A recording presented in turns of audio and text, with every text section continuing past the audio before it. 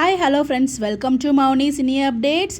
ஃபைனலாக கார்த்திகை தீபம் சீரியலில் எல்லாரும் எதிர்பார்த்துட்டு இருந்த அந்த ஒரு தினம் நடந்து முடிஞ்சிருச்சு. அங்கே கார்த்திக்கும் ரேவதிக்கும் வந்து மேரேஜ் நடந்து முடிஞ்சிருச்சு. ஸோ வந்து ஆஃப் ஸ்க்ரீனில் கிடச்ச அப்டேட் பார்க்கும்போது நம்ம ரேவதி கழுத்தில் தாலி இருக்குது. ஸோ நெக்ஸ்ட் வர ஃபோட்டோவில் நீங்களே பார்த்தவங்களுக்கு தெரியும். ஸோ ரேவதி கழுத்தில் தாலி இருக்குது.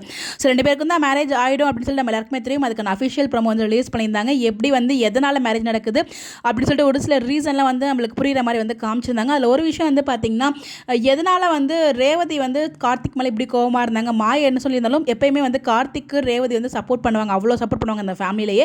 பட் எப்படி தப்பாக புரிஞ்சுக்கிறாங்க அப்படிங்கும்போது, ஸோ மாயா சொன்ன மாதிரியே வந்து கார்த்திக் சாமுண்டீஸ்வரி கிட்ட பேசுகிறத கேட்டுறாங்க ரேவதி.